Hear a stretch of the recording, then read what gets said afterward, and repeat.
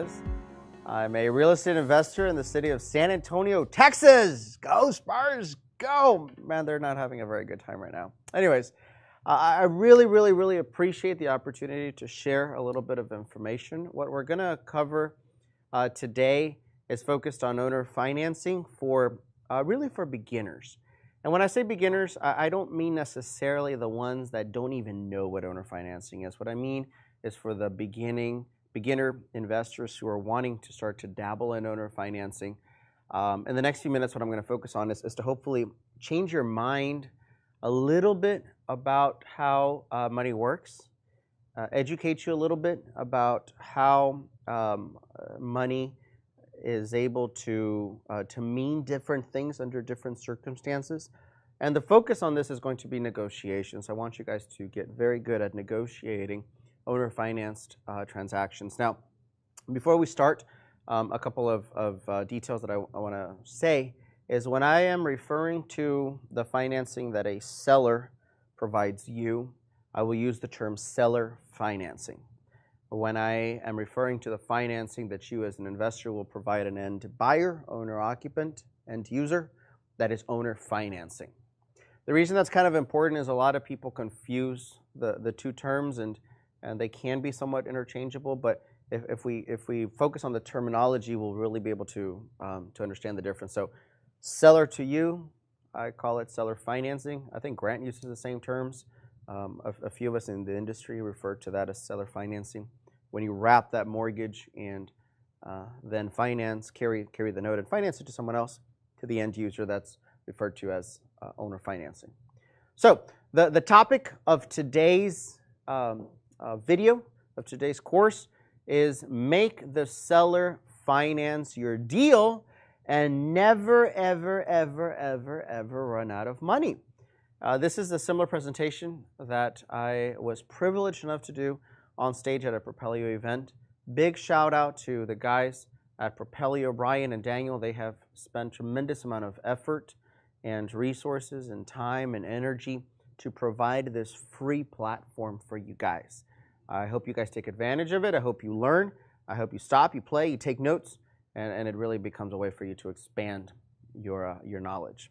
A little bit about myself and what I do. I've been a full-time investor since November of 2015. I've been involved in over 100 real estate transactions, covering a little bit over $9 million worth of real estate dealings in the last few years. I have been involved in real estate since before that. I was the general manager for Palm Harbor Homes, and that's how I became acquainted with land deals, mobile homes, mobile home parks, and things of that nature. But anyways, that's a little bit of my background. Full disclosure, I'm not an attorney. I'm not a CPA. This is not legal advice. You consult with whoever it is you need to consult. This is simply an extraction of what has worked for me in the past and what I know can work for you if you apply it. So let's go to the core. Make the seller finance your deal and never, ever run out of money. When it comes to beginning investors, money always seems to be the issue. As you become more advanced, you realize that money is never the issue. But as a beginner investor, you feel that money is always the issue. For example, even if you have $100,000 to start, a lot of you might think, whoop-de-doo, what can I do with it? I can probably buy a rental and then what? I'm out of money. And that's technically true if that's where your mindset is limited. But what I want to share with you is a completely new concept. And I want to say that if you educate yourself on what money is and how money works, you will be able to make money your slave and forever make it sure it's yours to command. So if you know what money really is and you educate yourself on how money works, you really will be able to make money your slave and forever make sure it's yours to command. It will never run out of your life. You're never going to run out of money. So let's start off with money. And let's start off with the basic. If you have a dollar bill in front of you, I want you to look at it. It doesn't matter if it's crumpled up. It doesn't matter if it's torn. It doesn't matter what's in it. This particular example, it has some writings. I think I might have used it as a ruler, because I think those are 5-6 inches on a dollar bill. But anyways, I want you to look at it and ask yourself, what is money? What is money? To answer that question, I want you to focus on the upper right-hand corner of it, and I want you to focus on a word called a note. Money is nothing more than a Federal Reserve note. It's worth a little more than a sticky note, but not a lot more anyways. But it's just a note. So then the question is, what is a note? What exactly is a note? Well, money is a note. In this case, money is a bank note, Federal Reserve note. When you pay cash for a house, you're really paying with a note, a bunch of notes. When you're paying with a bunch of cash, you're paying with a bunch of notes. So the question is, what is a note? A note is a debt instrument or a promise to pay. In its most basic forms, a note is a debt instrument or a promise to pay.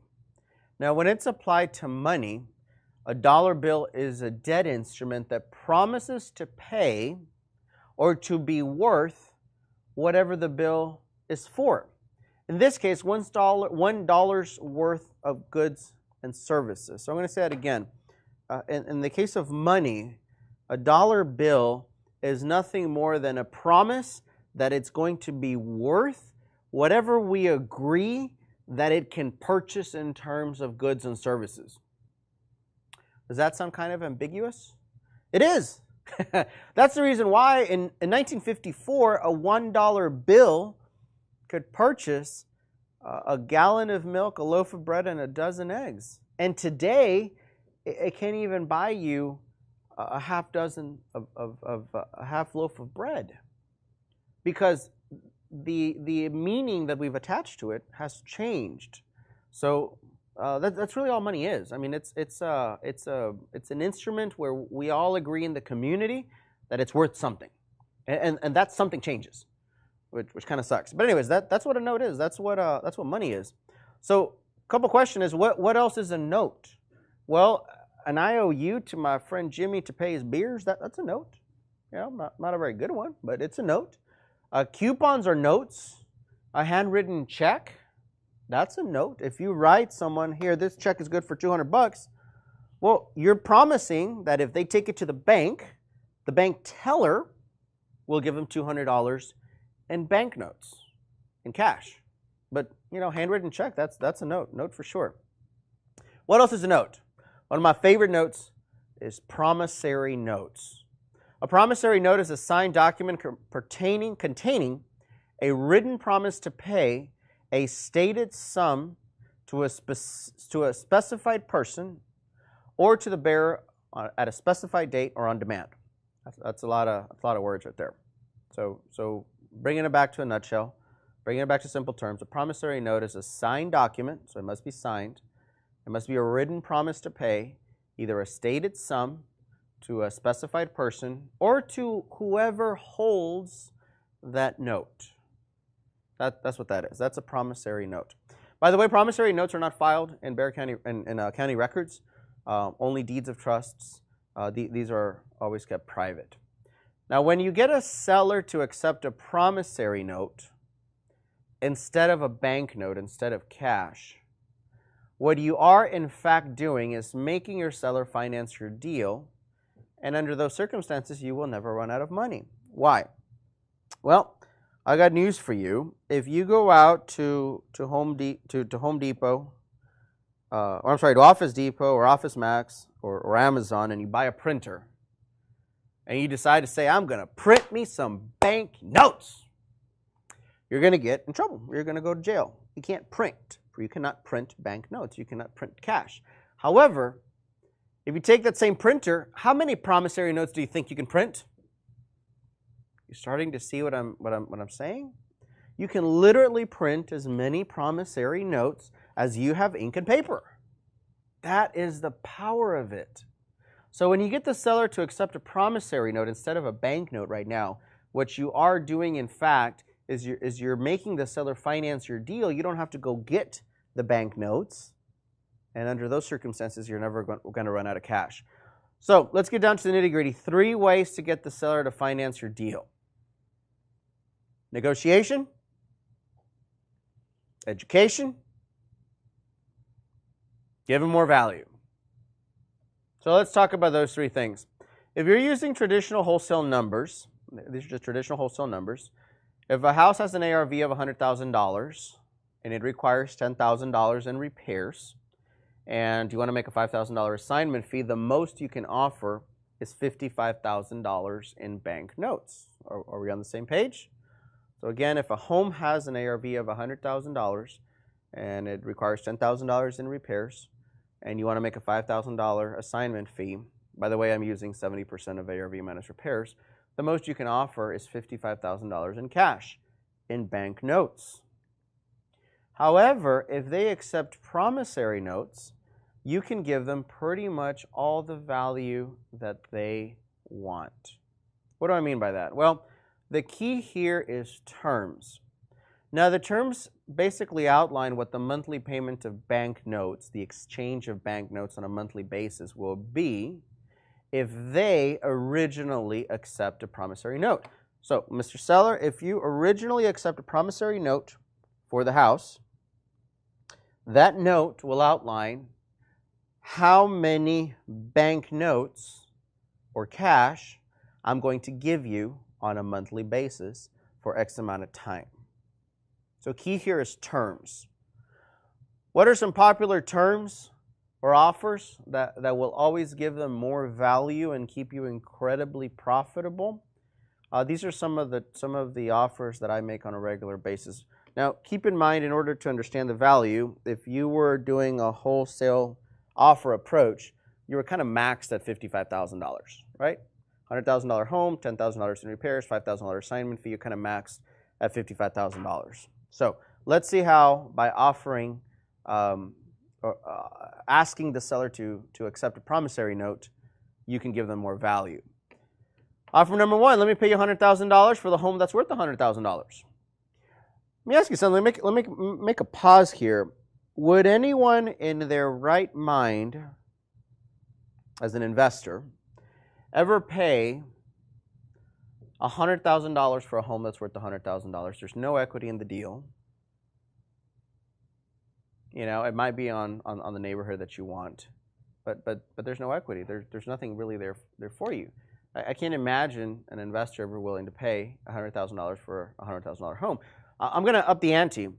Would anyone ever pay $1 million for a property that's only worth $100,000? Most of you at this point will say no to the hell no. And you're right, you really shouldn't do it. However, think about this. What if the seller is willing to accept, I don't know, $100 a month until the debt's paid off? So now think about it. You have control and ownership of a $100,000 home for $100 per month until the debt's paid off. This is an exaggerated example. I get it. The seller is never going to accept it, and I probably wouldn't advise that you do it because on your books, you're paying $1 million for a $100,000 home. But hopefully it gets your juices flowing and realize that when you're dealing with terms, if the terms are good enough, are flexible enough, are long enough, then you know you can really bring tremendous value to the seller. By the way, those of you guys who are taking out your calculator right now, that's about 800 and something years. So no, you're not going to do it. They're not going to do it. But you would pay $1 million, you know, for $100,000 homes if they were to allow you to pay $100,000 until the debt's paid off. So going back to this example, offer number one, let me pay you $100,000 for your $100,000 homes if the seller allows you to pay in 180 equal monthly payments, 15 years. So Mr. Seller, you want $100,000 for your home?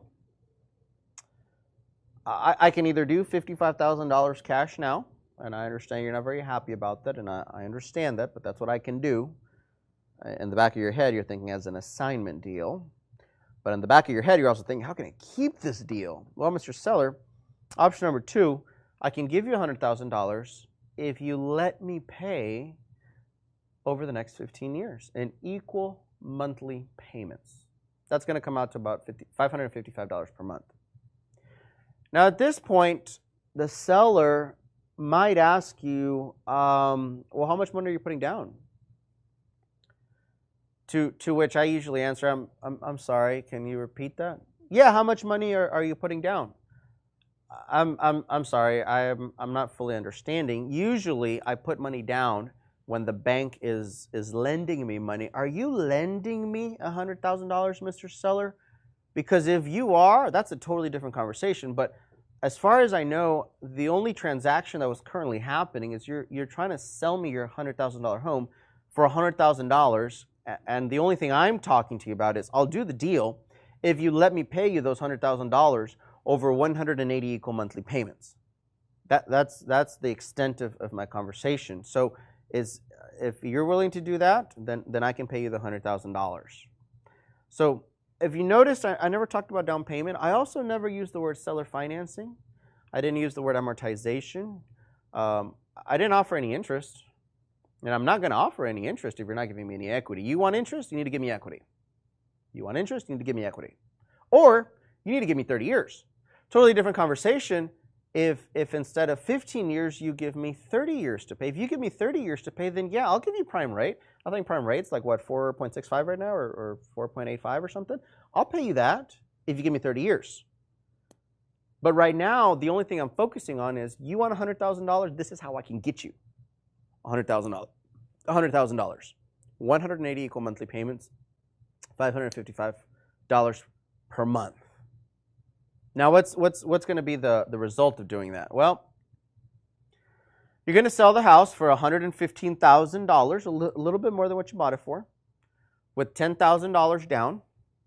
There's going to be a mortgage of $105,000 with 10% interest for 30 years.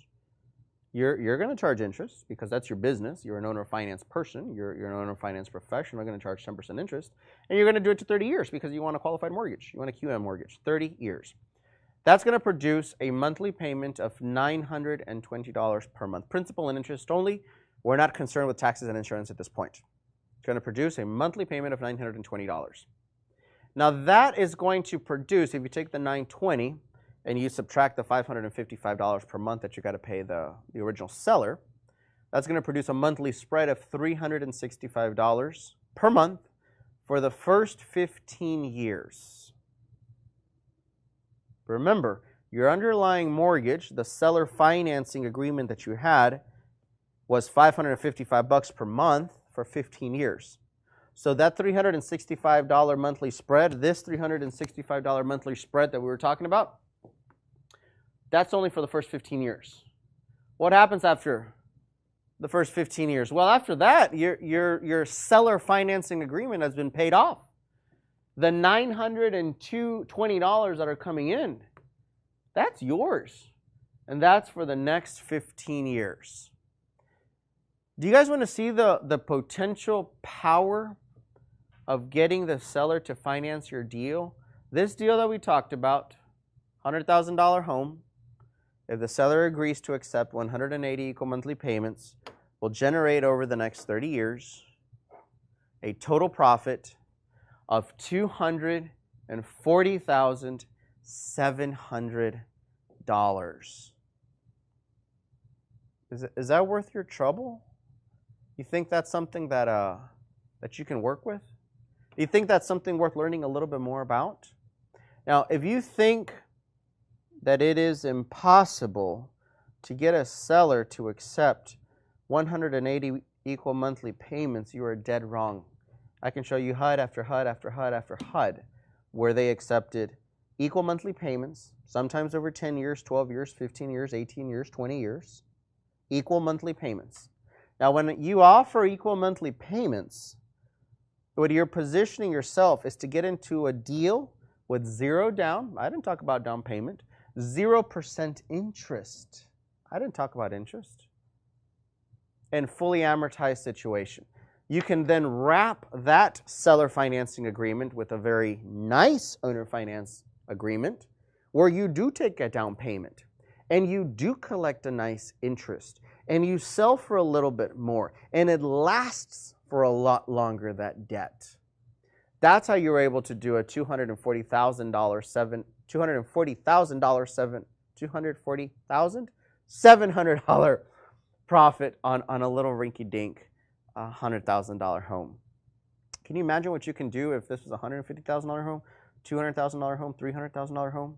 So one of the questions you need to ask yourself is how the heck do I get my sellers to accept these amazing terms?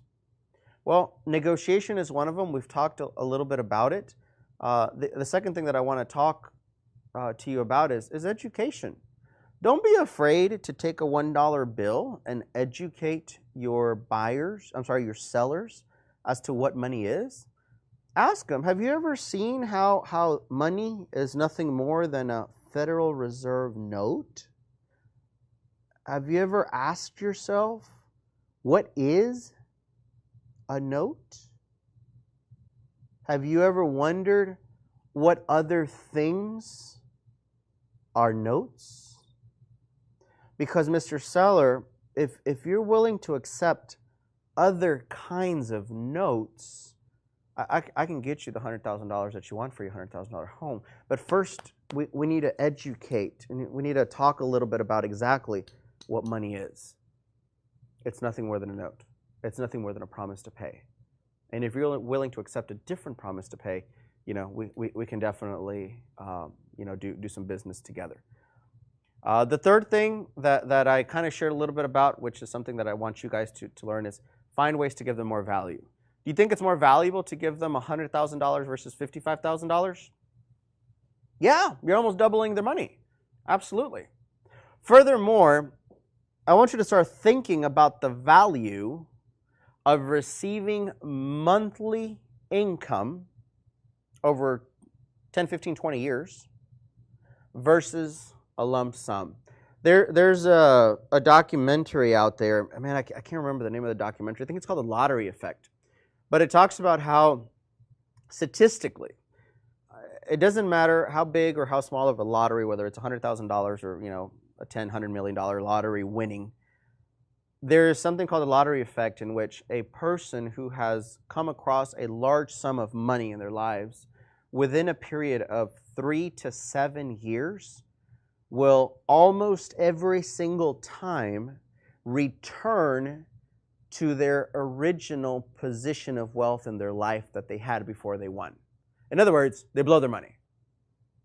5 to 7 years, statistically, almost every single one of them. Why? We all have a financial thermostat. This financial thermostat is what makes us uncomfortable whenever we get large sums of money and we end up spending it real quickly. That's what happened to these lottery winners. It's also the same financial thermostat that allows millionaires to go bankrupt and broke several times in their lives and almost instantaneously, within a matter of years, get back to where they were originally on a financial position. It's a financial thermostat. It's wanting to get back, whether it's getting rid of the money or whether it's making more money, getting back to our financial thermostat, whatever our financial thermostat is. Well, when you give people a large sum of money, it's like a little micro lottery winning. Most people don't know what to do with that money, and they will get rid of it, wisely or unwisely, as quickly as possible. I usually have a conversation with sellers, and I say, listen, Mr. Seller, I know you want $100,000 for your $100,000 home, but I'd be willing to bet you really don't want the money. And they're like, no, I want the money. I'm like, I'm sure you do. But let me have a conversation with you. If I give you $100,000, hypothetically, you're going to give me the house, right? Yeah, of course. That's what business is like. That's what they're trying to do. Well, in 5 years, 5 years go by. 5 years go by, and you and I decide to meet for coffee. I'll buy you coffee. We meet at a local Starbucks or coffee house. In 5 years, I'm still going to have your house. It's going to be producing me money. How likely are you to have in your possession the $100,000? And I shut up. And most of the time, it'll get their juices flowing, and they're like, well, no, I'm going to do something with it. I'm like, well, some people call it doing something with it, but in reality, what you're going to do, you're going to spend it. So what are you going to do? I don't know. You tell me. Are you going to pay bills? Are you going to go on vacation? Are you going to buy another house? What are you going to do? And then usually they start talking about what their plans are with the money. But bottom line, in 5 years, they have zero expectation of having that money in the bank. I've never met a single person that says, oh yeah, that money is going to stay in my bank. forever, because that's what I want. I want $100,000. That's not what people want. So by you offering them monthly income, you have a real potential of positively affecting their lives. And that's the education. That's the more value that I tell them.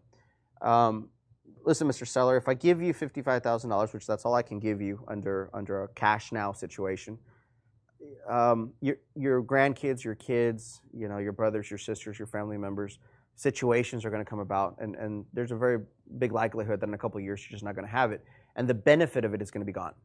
On the other hand, I want you to think about what the benefit would be of a guaranteed monthly income for the next 15 years of $555. How would $555 each and every month improve your life? It could be a guaranteed car payment. It could be half of a mortgage payment. It could be a pretty awesome, guaranteed 2 or 3 night per month date night with the wife. It could be pretty nice vacations if you save it for 2 or 3 months. It could really improve your marriage, your family life. You might not have to work overtime. $555 per month, Mr. Seller, can dramatically and drastically improve your income. It can dramatically improve your life. And that's what I want you to think about. And it can do so for 15 years. And if I ever stop paying you, you get the house right back. Versus giving you $55,000 now, and you lose it. So that's one of the conversations that I really want you guys to have when it comes to negotiating seller finance transactions. Now, we talked about an offer of $100,000 if the seller is willing to accept 180 equal monthly payments. 99% of the time, that's going to give you great results. But let's talk about a few other offers that will work really well in this situation. Let's say they don't want to wait, the 15 years. Well, Mr. Seller, I can pay you $250 per month for 120 months and then pay you a balloon payment of $60,000. So I'll pay you $90,000 total, $250 per month for 120 months, and then I'll pay you a balloon of $60,000 when it's been said and done. Again, no down payment, no mention of interest, simply structure settlement payments. What's another offer? You want your money sooner? Sure, Mr. Seller, we can talk about getting you your money sooner. How about I give you $350 per month for 60 months, and then a balloon payment of $59,000 when the 60 months are over? You want your money sooner? Sure. I can pay you $80,000.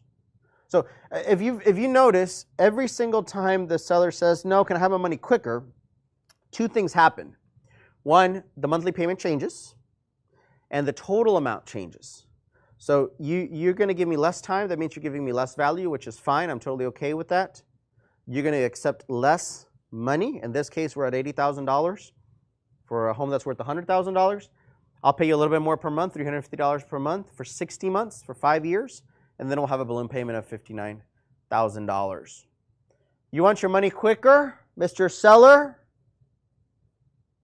Impatient little man? Sure, I'll give you money sooner. How sooner do you want? Do you want it in 36 months? Do you want it in 3 years? I'm okay with that. As a matter of fact, I'll pay you more per month, $450 per month, and then I'll give you a balloon payment of $53,800. I'll pay you $70,000. I'll pay you $450 per month for 36 months, 3 years, and then I'll pay you a balloon payment of $53,800. Again, you'll notice if you go down through the screenshots, you don't want to wait 15 years. That's fine. You want it in 10 years, no problem. I'm going to pay you $10,000 less.